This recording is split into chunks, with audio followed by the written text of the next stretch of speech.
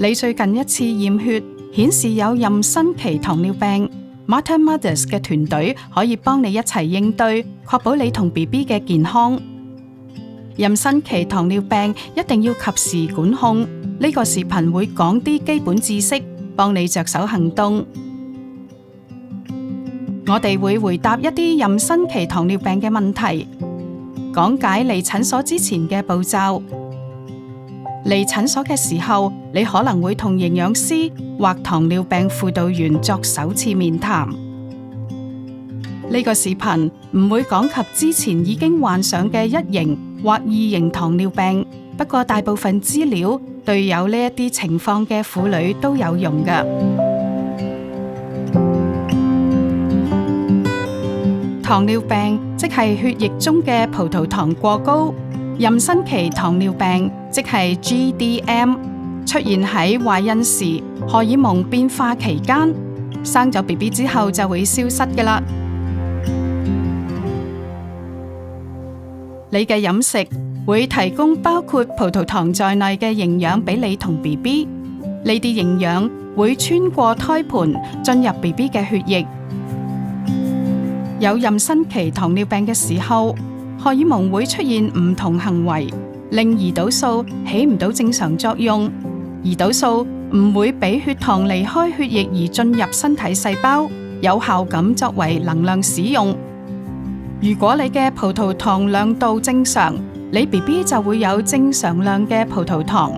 如果你嘅葡萄糖偏高， BB 收到嘅葡萄糖亦都會係偏高。胰島素係調節血糖嘅荷爾蒙，胰島素唔會穿過胎盤。如果 BB 得到太多葡萄糖，佢會自產更多胰島素嚟應付，咁就會引致 BB 喺子宮內超大而唔健康嘅生長，出世時血糖過低等問題。懷孕時血糖高企會增加你同 BB 出現併發症嘅機會。重要嘅一點係 BB 生出時唔會有糖尿病，但係如果你嘅飲食、生活方式同血糖喺懷孕期間唔管控好， BB 大個之後患糖尿病嘅風險就會增加。喺 Mater Mothers 診所，我哋會教你點樣監測同管控血液內嘅葡萄糖量，確保佢喺目標嘅範圍內。你會知道以自己嘅情況嚟講應有嘅血糖標準，咁就會將你同 BB 嘅併發症可能性減到最低。不過注意，呢啲標準同非妊娠期糖尿病係有所不同㗎。管控血糖高低意味住你要調整飲食、活動，有時仲要服用藥片或胰島素。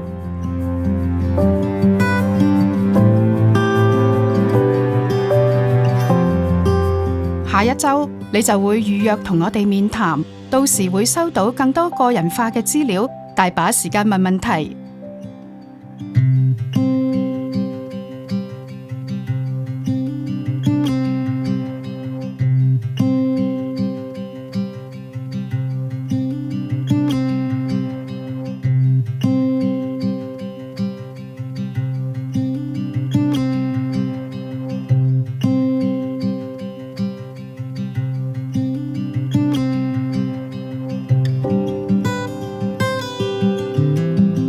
你仲會收到電子郵件，解釋點樣下載妊娠期糖尿病手機應用程式。呢個程式會收集你血糖計嘅資料，我哋響 Mater Mothers 診所就可以睇到。如果你冇智能手機，咁第一次面談時，我哋會安排另一種檢測血糖嘅辦法。我哋最想知道嘅係你每一日同一時間嘅血糖讀數。呢個重要資料將會幫助我哋喺你懷孕期間照顧你同 BB。為咗了解你生活方式有邊方面需要有所改變，你要盡可能詳細咁寫低你食嘅每一樣嘢，包括食物種類、份量、一周內每日嘅血糖量度。你可以用我哋俾你嘅食物同葡萄糖日記簿記低呢啲資料。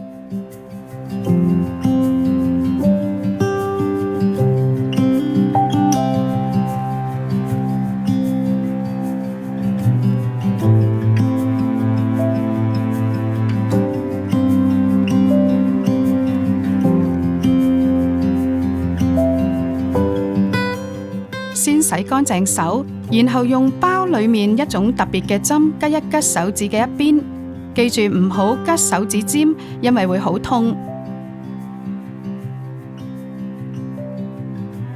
然後將血滴沾上測試條嘅末端，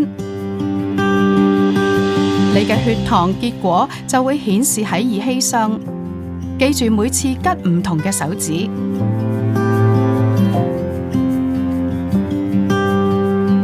請喺早上瞓醒第一件事就測量血糖，然後喺早餐、午餐、晚餐嘅時候食咗第一啖嘢嘅1小時後測量。例如你早上7點開始食早餐，咁測試就應該喺8點完成。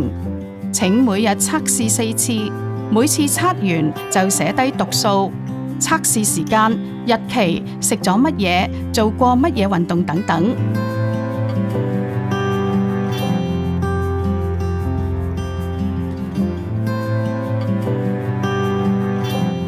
將呢一啲資料全部記低喺食物同血糖日記簿度。第一次嚟診所時就帶住，請確保用正確方法測試血糖。記住以下貼士：測試前唔好用酒精濕巾、擦拭或噴霧劑清潔手指，用番梘同清水就係最好㗎喇。測試條嘅存放溫度係攝氏20至30度之間，唔好放響陽光底下或發興嘅車裏面。攞測試條嘅時候，要確保雙手乾爽，將測試條裝好封好，免受潮濕影響。確保測試條冇過期，個盒上面你會睇到失效日期。每眼針又稱為採血針，應該只用1次，以防止感染同手指疼痛。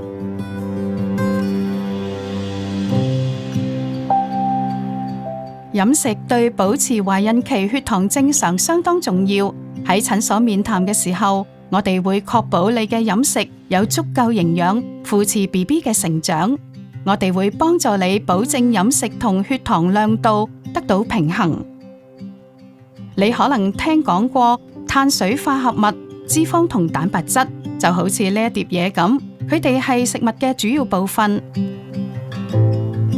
喺你診斷有 GDM 嘅時候，我哋就開始着重於飲食中碳水化合物、蛋白質同脂肪嘅平衡。咁樣係為咗管控進入你血液嘅葡萄糖量，同時亦都得到合適嘅維他命及礦物質，保證妊娠健康。而家嚟睇下詳細資料。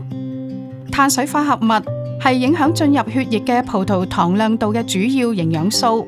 碳水化合物喺好多食物中都有，特別係麵包同穀物或穀物類食品，好似係小麥、糙麥麵粉、大麥、大米、意大利麵、薯仔、番薯、粟米、豆類扁豆等蔬菜、生果、牛奶、酸奶、蛋黃醬等乳製品。不過芝士裏面唔含碳水化合物，糖都係碳水化合物，蛋糕、餅乾、棍仔糖、朱古力、汽水等食品同飲料都含有碳水化合物，呢類食物應該避免。好明顯，呢啲食物中有啲係會比其他都好嘅，仲有其他食物含有極少嘅碳水化合物，佢哋對血糖嘅高低影響最少。有百香果同漿果、普通肉類、雞、魚、蛋、芝士、堅果、脂肪、油及所有沙律、其他蔬菜，除咗之前提到過嘅蔬菜，要確保你每餐同零食中都含有碳水化合物，最好做到每2個半或3個鐘頭食一次嘢，每餐食等量嘅碳水化合物。衡量碳水化合物嘅好方法係將佢哋睇成係每餐之間可以交換嘅搭配。例如早餐就係米飯、肉同蔬菜，午餐晚餐就係麵、青菜、肉類或者魚，正餐之間就食含低量碳水化合物嘅零食，例如水果或一杯牛奶等。有啲婦女認為最好完全唔食，或係只係食少少碳水化合物，以控制血糖亮度。我哋唔建議咁做，因為會對 BB 有負面影響，例如生長不良以及佢哋日後嘅健康。做好平衡其實好易，只要每一餐嘅一半都係蔬菜或沙律就得啦。記住，呢啲蔬菜含好少碳水化合物，每餐食嘅碳水化合物唔好超過整餐嘅1/4，最後嘅1/4應該係蛋白質豐富嘅食物，好似係肉、雞、魚、蛋或豆腐。喺你第一次嚟門診面談時，營養師會講到邊啲係最好嘅碳水化合物食物。你可能聽講過低升糖指數或係低 GI 食物，佢哋係更好嘅碳水化合物選擇。一啲好嘅改變可以係轉食多麥、黑麥或低 GI 麵包，唔食白麵或全麥麵、全穀物類或有種子嘅餅乾，唔食高度加工過嘅餅乾、意大利麵、麵條或低 GI 米，好似係印度香米或澳洲白光米，避免白米或糙米。嘗試番薯，唔食白薯仔。仲要係記住，轉換食物款式時保持慣常嘅份量，無需增加食量。飲料嚟講，水係最佳嘅選擇。保持活躍走動，亦係管控血糖嘅重要方法。活動中使用肌肉越多，用嘅血糖都越多。建議你每日都有至少30分鐘嘅運動，除非你嘅醫生、物理治療師或助產護士有建議過你懷孕期間唔好運動。呢30分鐘嘅鍛煉可以分解為10或15分鐘嘅訓練，以中等強度嘅鍛煉為目的，即係話你仍然可以講到嘢，但就唔可以唱歌唔索氣。你第一次同我哋 Mater Mothers 嘅面談，無論係面對面、透過電話或遠程醫療，都將會係同營養師及糖尿病輔導員交談。面談會係喺你知道有妊娠糖尿病嘅1個禮拜後，請保證面談之前記錄你食嘅嘢同血糖嘅高低。營養師同糖尿病輔導員會喺第一次面談嘅1週後同你聯繫，我哋會持續監測，幫你調整飲食及血糖情況。重要嘅係立即行動，準備一個血糖計開始測試、調整飲食同運動等。請確保你有血糖高低嘅記錄，記低任何問題，等我哋聯繫你嘅時候，你就可以問啦。我哋期待好快見到你。